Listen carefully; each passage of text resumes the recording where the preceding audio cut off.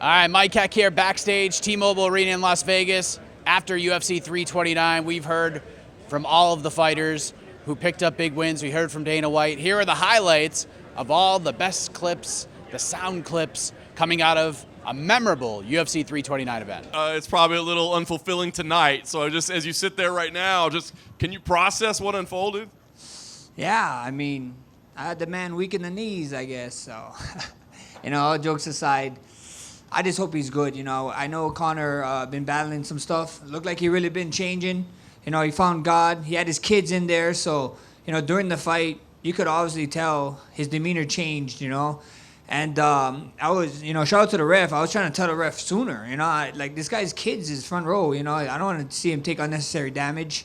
Trying to stop the fight, but this is how crazy Conor is. The first time he's on the ground, I was punching him. He's like, fight. I was like, okay. That's why I backed up. I said, stand up there. Let's fight. And then he fell back down, and then the fight was called. I mean, you've been in the UFC octagon more than anybody, right? But I just wonder, you knew you had a wounded guy, but it's almost hard for you to stay mentally focused. Like, hold on, remember what we're here to do. I got to go hurt this guy. Not at all, we killers. We're killers. But at the end of the day, I'm a human being, what I mean? I think so. That's why I'm so loved in this sport, because I can actually separate the fighter from the person. So when I saw him hurt, I was like, man, come on, you call this. He was done, and he wanted to fight. Tried to stand up again, fell back down. I just hope him a speedy recovery. It's all love to him. The man, like I said, is trying to change his life around. So sending prayers his way. Yeah. You had a better look at it than anybody, and you identified it earlier. Do you think it was that first kick that he threw? Yeah, I mean, I don't know. I did the UFC podcast before I came here, and me and Wonderboy was talking about it. Even with him walking into the octagon, it didn't seem, it just didn't seem like the same Conor. I thought he was stood there to fight, but I thought he'd be a little bit more rowdy, a little bit more crazy. He looked really, really calm, super calm. So I was just kind of like, oh wow, let's see how this goes. And then of course I knew he was gonna attack me with something, and it was that kick, so, it sucks. Yeah. I mean, you called for the trilogy, right? I'm sure there's several million reasons why that would make sense to you. But, I mean, is there any part of you that's like, I don't know if that really does make sense to go fight that guy? Nah, bro. He was talking about this 170 domain. I put in this 170 work. We worked our asses off here, especially after turning around so fast after that March fight, and to come back.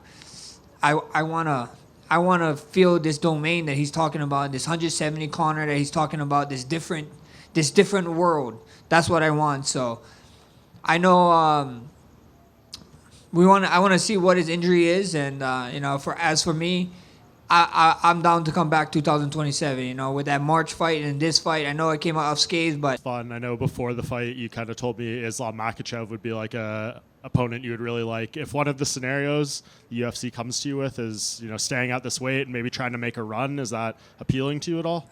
Brother, that would be so much fun. I think so. I want to become a 2-division champ. I don't think anybody did that yet. Skip one and then go just to another weight class. So that'd be amazing, right?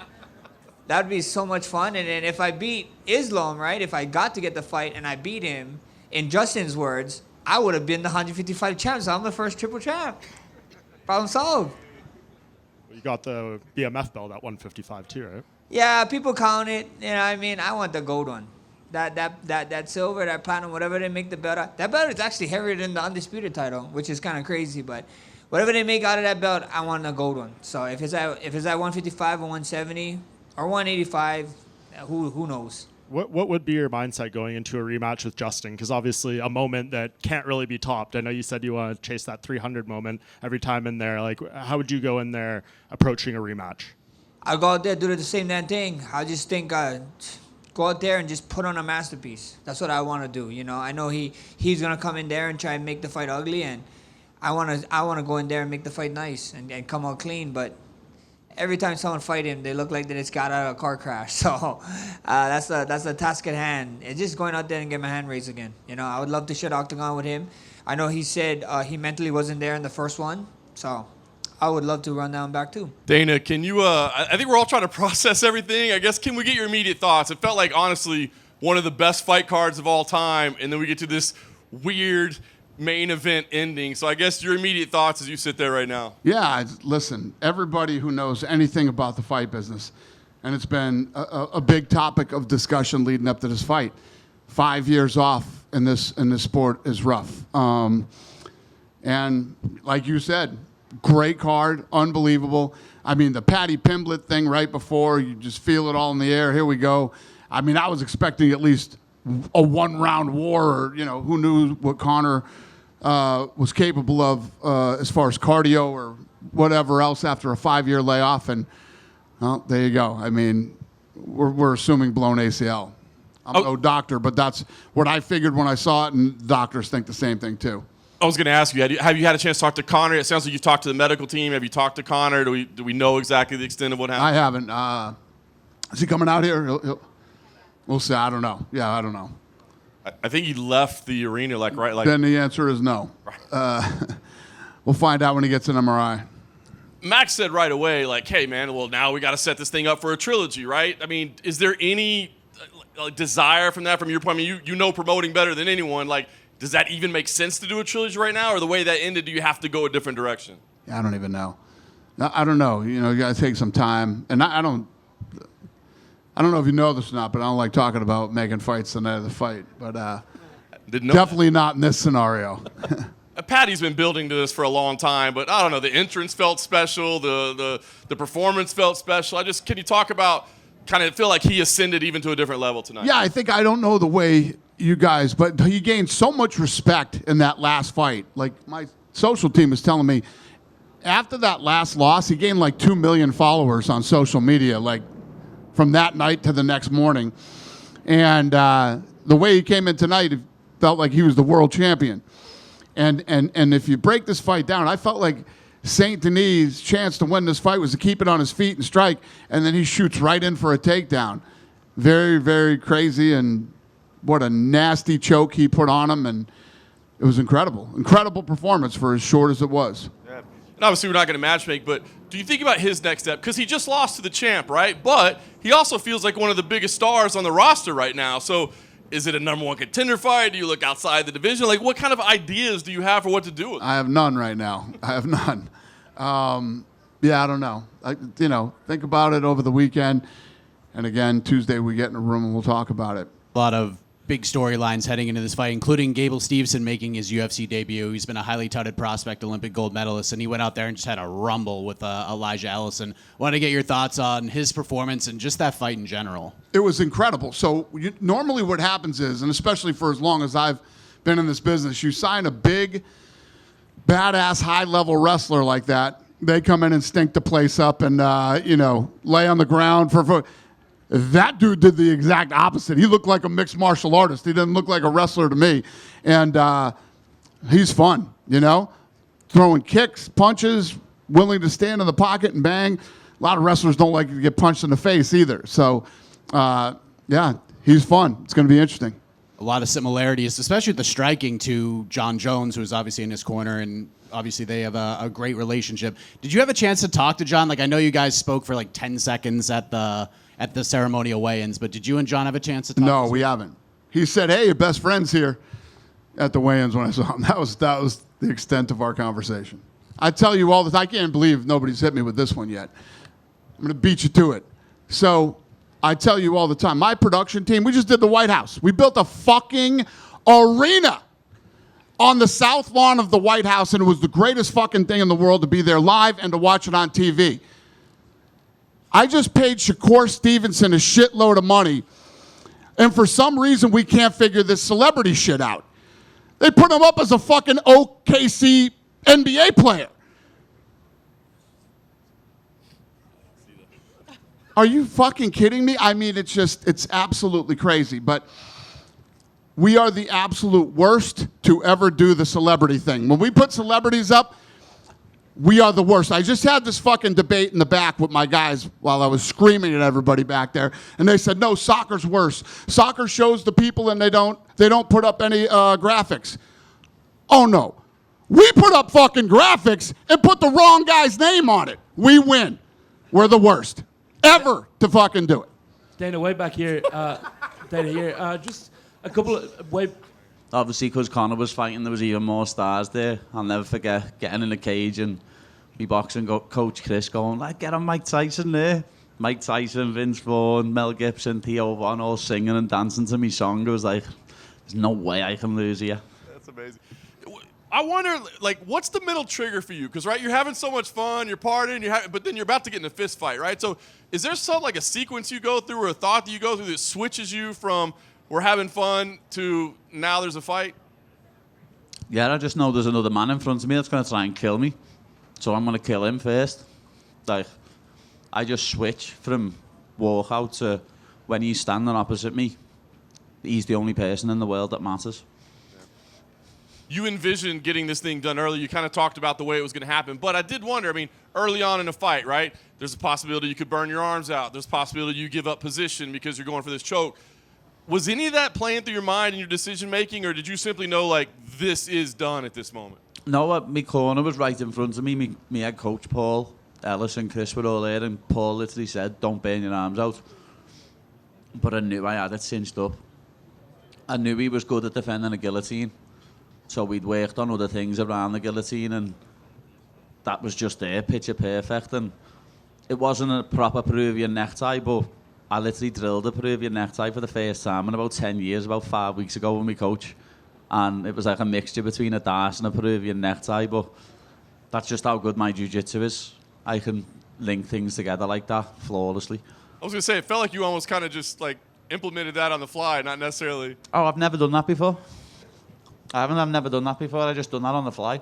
That's how I roll. My jiu-jitsu is the best in the world.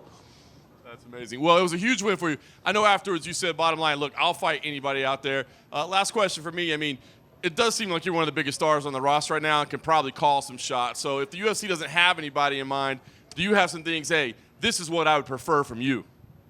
No, not really. I want to be a world champion.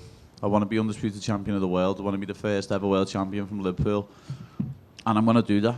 I know that's in my destiny. I know it's in my fate. Whether it's the next fight or the next 10 fights, I'm going to be a world champion. It's that simple. If you want me to fight Justin next, if you want me to fight Posh Boy next, if you want me to fight Chorizo next, if you want me to fight Charles next, anyone can get it. It was sad to see, you know what I mean? But that's the thing with this sport. You've got to stay consistent. You've got to keep fighting. And I think where he hasn't fought in so long, his body couldn't keep up with it. And coming out and throwing a crazy kick like that first thing, his knee just collapsed underneath him. And I feel bad for him. You know what I mean? He's put so much into coming back and getting back in the octagon. And that happens in the first 5 seconds.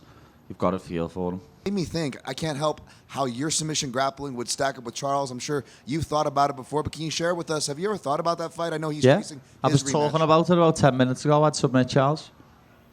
And have you heard anything back from him or? No, like I've got nothing but respect for Charles. You know what I mean? He's an absolute legend in the sport, but he's on his way out. And I think if he tried to grapple with me, I'd submit him. But we'd probably end up having a war for 5 rounds on the feet if I ended up fighting Charles Oliveira. Last thing for me, I mean, I'm sure you want to enjoy this, but I mean, you're right at the top of the division. You just beat one of the top contenders. I mean, you've been right there. Do you see the path? Like, is there a fight specifically that makes sense next, or do you see the path to the top? I'm not too sure who. I know there's some fights that are going to happen here pretty soon, so we'll see how everything gets shaken up. But hopefully I can fight for the belt or the number one contender, you know, at the very least, you know, and we'll see by, I don't know, maybe the end of this year, early next year.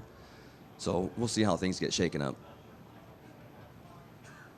Mario, from here, do you feel almost like, I feel like if Patchy had beaten you, he would have gotten the title. If Jose Aldo had beaten you, he probably would have got the title shot. And I guess, are you surprised that it hasn't been you? Like, it feels like everyone, they want to use you as the stepping stone. You knock them down, but you're not getting those same opportunities that we're assuming everyone else would get. It could be frustrating sometimes, but I think my whole life, like, things have always, like, been, like, the hard way, the hard route. I'm willing to do that, you know. I'll fly under the radar. I'll be the dark horse. I'm 10-1 in my last, you know, my last fights. So, I don't know, we'll see. Maybe it's up to me to make some changes, be a little bit more, you know, get a little bit more popular somehow. I don't know, get on Instagram, whatever I need to do, I guess. But in the meantime, I'm just going to keep winning. That's all I can do. Do you feel like, though, the way you approach the fight and the way you are fighting, it's that the fans are starting to maybe come around? Like, they're like, I remember when Marab was coming up, everyone started to get behind him because they're like, he's putting in the work, not getting the opportunities. It seems like you're kind of filling that void now. Yeah, it's getting there, especially coming off that Umar loss, especially it being a loss. There's kind of a change in the fans, and I think they kind of see my effort, my style, just digging deep, being that kind of underdog. So I think it resonates with a lot of people, and I'll just continue to be just that, I guess. Mario, did you watch the main event at all? Did you see kind of the unfortunate way that ended? I seen a little bit. I heard he kind of did like a flying skip knee kind of thing and landed and buckled his knee. It's unfortunate, It's unfortunate. And then last one for me. I don't know if you've seen, but I know you called for September. Dan Hooker's already tweeted, LA September, see you there, Bobby Green. Are you interested in fighting Dan Hooker in LA? I've been called that guy out, And the funny thing is, you didn't say nothing when I was calling you out before. He didn't say nothing. Now all of a sudden it's like, well, he's popping like that. Now let's get him, And I think they see my face and they think they see this fight. But I was really just warming up. I just kind of just having fun, kind of taking my time. And then he caught me in my eye and I couldn't see. And so I hope that they're not taking this fight and looking at okay, maybe I'm slowing down. I'm just warming up. I was just like, all right. So then once I got him off my back, I'm like, all right, now the fights are actually going to start now. You didn't know it, but I was just playing possum. We're just enjoying this shit, Was he talking back to you in there? No, he didn't say nothing. Even when he was kicking my ass on the top of me, I'm like, fuck you bitch. No, you missed me. He didn't say nothing. And so, I don't know. I think maybe he was trying to stay in his own lane, not let me get to him, but it slowly started getting in there. I'm like, once I sold him on my back and I hit him a few times, I was like, all right, it's starting to work now. Did you squash it with him after the fight? Yeah, that's my dog, And I'm a Christian. We can forgive people, And at the end of the day, God got me, and at the truth always wins, And so I want nothing but good things for him. I'm sorry that we had to do this fight. I told you don't take the fight, brother, That's my little bro, and I didn't want to do this shit, I didn't want to shut his light out, I'm going to be real, bro. It ain't too many black fighters as it is. And so when they come, I'm like, my nigga, you come here, you know what I mean? And I'm trying to show them and teach them something like, bro, we're supposed to stick together. The Irish fighters do it, the Mexican fighters do it, but us as black folks, we where we come from and what we've been through is just different. And so it is what it is. It was a great performance. Obviously, Nikita, they said on the broadcast that he broke his jaw in that moment. So obviously it's great to have a win, but you're a very respectful guy. I know you had a lot of respect for Nikita. Obviously, you don't want to leave him broken like that, but I wanted to get your reaction to obviously a great win, but the tougher side of the fight game. Yeah, definitely. He's a tough guy. I was tagging his jaw a lot. There are a lot of moments, a lot of clashes and exchanges where he was coming off the second best, and I felt like I was catching that lead hand and right hand over the top a lot of times. Put in some work in the first round, really started putting in the work in the second, and there was the jaw can only take so much. I saw after that last shot that his jaw was gone, and just leave it there. I'm a good guy. And last thing I want to ask you about, obviously the fighters were very impressed with what they saw. You never want to leave any damage on someone, and you broke Nikita's jaw. But I remember when you tore Darren Till's ACL, you actually were on stage, you went, and you were quite happy about it. So is there a part of you that at least you feel like, oh yeah, I got some damage on the guy? Oh yeah, by no means am I unhappy I hurt him. That's the aim of the game. He would have done it to me if he could have. You know what I mean? It's just, it is what it is. I don't feel sad for him. You know what I mean? He's getting a paycheck. That's how this works. You're a fan favorite amongst them as well. But Bilal Muhammad, this is a tweet he put out. Quote, "I've seen enough. Give me Whittaker versus Yuri next." Okay. When he first started saying that, I was like, no, he's not. You know what I mean? But, we'll see. I feel like the division is a buffet. I wanted someone ranked out of the gate. I think a lot of questions have been answered. I feel like there was a lot of doubters out there. There were a lot of people that had questions, a lot of people who wanted to see what the transition looked like, me going up. So, I think I silenced those guys, and put my case forward. Well, I was underestimated by the people that read it, but I don't know if we can consider them people, right? Don't get me wrong, they're my people. Like, I love it there. I play there all the time, but yeah, I'm sick of everyone saying I'm a small middleweight. I'm sick of it. Like, with every photo I put up, like, worried about Rob moving up. Yeah, it's cool. It's cool. Like I said, feast your eyes on that. Joe Rogan said on the broadcast he did not like the stoppage, and other fighters have also come out and said they didn't like the stoppage. They thought it was early. Matt Frivola in particular was like, let him go on the shield. So I mean, you were in there with them. Personally, I didn't have an issue with the stoppage. Yes. After that right hand, I was like, all right, I think it's a wrap, but a lot of other people have an issue. What is your reaction to them, and what did you feel in there to justify the stoppage to you? Yeah, they fucking lost their minds. Honestly, 2 more seconds, he would have been face down on the canvas, honestly. Yeah, that's baffled me a bit, that one, but I don't even know what to say to that. If you think that was sort of an early stoppage, then I feel like you shouldn't be watching fighting, but it is what it is. I believe England scored the winning goal while you were fighting. Were you aware of this? And look, I'm not the biggest footy fan, but look, I do support the lads coming from sort of similar backgrounds to me, working class. So yeah, obviously I want them to win. Made up the one at, yeah, I'm happy. Congratulations. Hey, Luke, over here in the center. Really impressive win. That was actually Kai's first knockout loss since like 2020. I know you expected to win, but were you surprised you finished that quickly? No, because I know, honestly, even now people have underestimated my power very, very much. Like, don't understand how hard. I know for a fact I am the hardest hitting person in this division, 1,000,000%. So look, my last fight, it was maybe the co-main played into that fact that I went in a bit too tense, too stiff. This time I just came in loose, was in the moment, and knew if I touch someone on the chin, it's, like I said in the cage, bedtime. And yeah, that's all she wrote. You called out Bayziger Sirsaikayev for a future fight, which obviously you're two of the brightest prospects in the division. So why him? Why was he the name? Because he was up here, and one of you guys asked him, Demian was once to try to fight him, and he said, who's Demian? I don't know that guy. He's supposed to know me because I'm the one that gave him a chance to fight in the UFC. I was supposed to fight in the Contender, and I had to pull out because of my visa problem, so he got the chance. I don't know why he say that he don't know who is Demian. So you know me clearly. Now, if you don't know me, you're going to find me out. You're going to know me in the octagon. Is it personal? Yeah, I never take nothing personal. Fair enough. Yeah. When would you like to get back in there in a perfect world? I would like to get it October. October will be nice for me because after here I want to take a little bit, like 2 weeks off, just chilling, do everything what I want. But October I will ready to get in. October, yeah. Demian, what are your advantages over Baysangur? What do you see as your advantages over a guy like Baysangur, Sirsaikayev? That guy is too easy.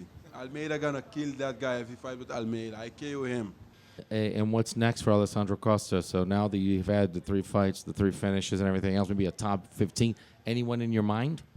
Creo que ya es momento de dar ese paso. Ya tengo esa voz de poder pedir a alguien del top 15. Sí, ahí hay algunos nombres que sería esa buena pelea.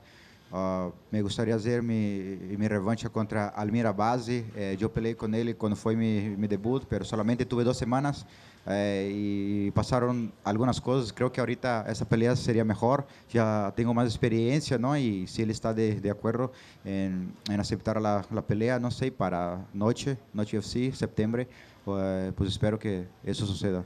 I think there's more than time has arrived. I think for me to do that, I have that voice now and the choice to pick somebody and to call out on somebody. I think that fighting Almir Arbazi will be great. I took that fight on short notice, on 2 weeks' notice, and I think that this is more than we're more than ready for the rematch to happen.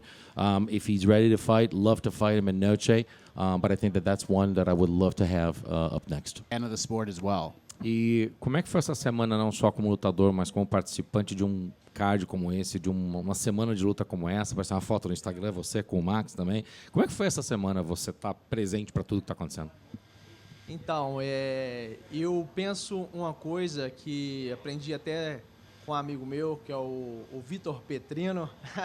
Sempre cito o nome dele, porque eu aprendi com ele essa questão, eu ficava muito nervoso, tenso, e ele sempre me falava, curte o processo. Então, essa semana inteira eu preocupei em me divertir com os meus treinadores, me desligar da luta.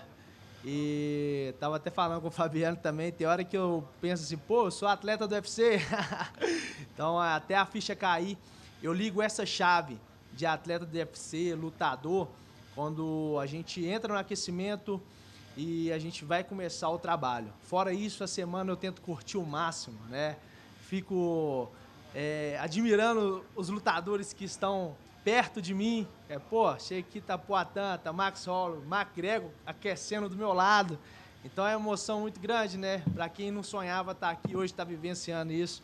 Então eu curto cada segundo, né?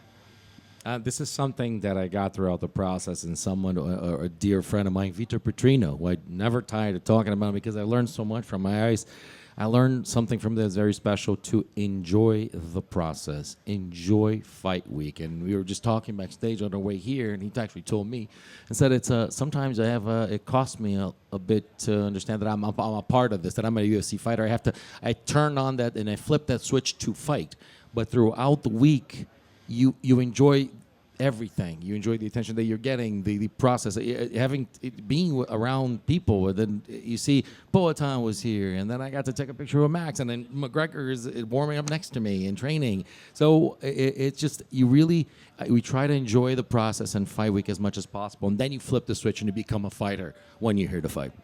Last thing for me, if it were up to you, when do you want to get back in there? Is there somebody in mind that you'd like to get in there and compete with? E a última pergunta do Mike. Se você pudesse escolher quando, contra quem, ou talvez onde lutar a próxima luta, quando que você gostaria de lutar? Eu não sou muito de escolher, não, né? Mas gostaria de lutar o mais rápido possível, né? Eu não gosto de ficar muito parado. O meu sonho sempre foi... Eu sonhei estar aqui e hoje estou, né? Meu sonho era lutar contra o Adesanya, né? Israel Adesanya. Meu sonho de lutar com ele ainda é vivo, né? Um cara que eu via pela televisão e hoje eu vejo como uma luta boa pra mim. Não, pô, toda luta é difícil. É um cara muito duro, mas um cara que eu sonho em lutar futuramente. I'm not one to pick fights or to choose opponents or anything of the sort. This is beyond my wildest dreams to actually be a part of this and to be here. So I'm happy with the opportunities. But if you talk about like a dream fight, I've always had the dream of fighting Adesanya, somebody that I just watched my entire life, and I've wanted to have the opportunity to fight him. So that's the dream is kept alive, right? Still there. So that dream is still alive, and that would be my dream fight for me if I could. And last thing for me, if all goes well and you do re-sign with the promotion, everyone feels like you deserve to be in there with a ranked guy at some point. Definitely now after getting another win. So is there anybody that realistically is on your mind? Like if you get re-signed, I should fight this guy. Hey, you know what's interesting for me is who wouldn't want to see an Afghan warrior and a Mexican warrior locked inside the cage fighting for a top 10, top 5 place. David Martinez has a sweet ranking by his name. I would love to meet him in the middle of the cage, him in the middle of the octagon, and I'll fight him for that ranking. To go off of that, if they came and said, do you want to fight him at Noche, is that something you would be interested in? When is Noche? September. Yeah. Fuck it, let's go. As long as my knee is fine, as long as I don't need surgery or anything, I would love to entertain the Mexican fans. How does the style play out between you and David Martinez? How does what, sorry? How does it play out, stylistically? How does it play out? I think, look, the guy's in the top 10 of the UFC. He's obviously a decent fighter, but I just think there's levels. I think styles make fights, and I think I make him look silly in there. I think he moves well, but I move even better. I think he's fast, but I'm even faster. I got orthodox southpaw. He can kick, I can kick even better. I can grapple, I can wrestle. I'm bigger than him. So, listen, man, I think I'm the most well-rounded guy in this roster, and I'm just coming into my prime now. And yeah, I don't think Martinez is as big a threat as some of the other guys. And last thing, we were waiting, we were wondering when it was going to happen, and tonight there it was. You called out Valentina Shevchenko. Why is now the time to book that fight? 我们都在等你赛后会说什么，然后你校正了子弹，然后为什么你觉得今天晚上就是你配得上现在就打子弹了？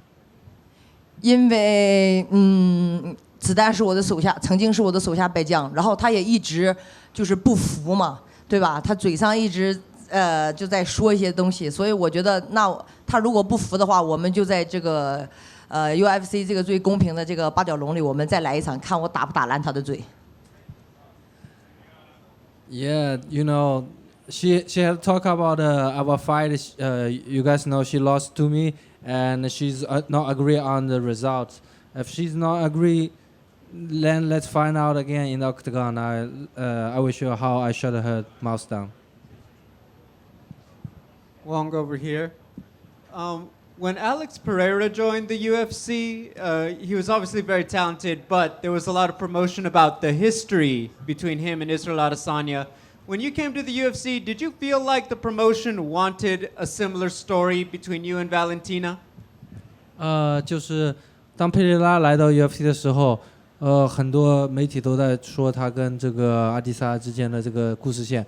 你觉得你来到 UFC 以后 ，UFC 有没有想往这方面再去推进你跟子弹的这个故事线？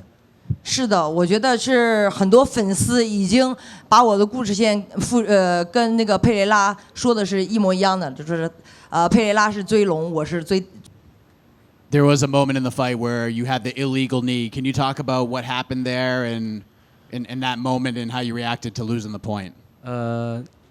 这回比赛当中有一个违规袭击，你当时犯规的时候你是怎么想的？然后你是怎么调整的？当时我特别的抱歉，因为可能对语言的不通，所以对规则上稍微有一点没有理解，然后特别抱歉。然后但是我觉得这不是影响我比赛节奏的原因，所以我就是立刻回到比赛当中。Yeah, she felt like maybe there's misunderstanding in the language and the translation about the rules, but it's all right. She adjusted very quick and get back into the fight. And then last thing for me, you're obviously putting an influx of energy into this division right now. You're one of the big prospects. Are you looking to return quick, or do you just want to sort of enjoy this moment, what you accomplished, this whole build to the UFC debut? How are you sort of handling where you go from here? Today I'm going to enjoy the moment. Tomorrow I'm going to go home and enjoy it with my family. Monday I go back to work. So if it means something fast and it comes quick, I would love to. But I think MSG is in November. MSG would be amazing to go out there in Madison Square Garden. You know, the last time I was in MSG, John Jones spinning back kick Stipe. So it would be cool to keep that legacy going in Madison Square Garden. Gable, I wanted to. It's funny you mentioned about John's kicks, because if you look at your body shape, I don't think people expect you to fight the same way as John. And yet tonight I saw switching stances, I saw plenty of knee stomps, and I saw lots of teeps to the body. Is that something they're training you to fight like another John Jones, or is that just something you feel like you can do as well? No, they're training Gable Steveson to fight like Gable Steveson.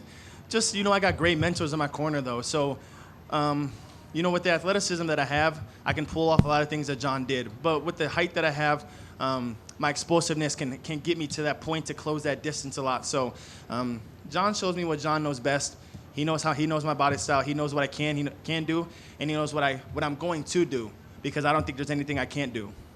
There's a lot of talk about UFC jitters, right? Oh, you can fight in the regional scene, but when you get here, didn't seem like an issue tonight.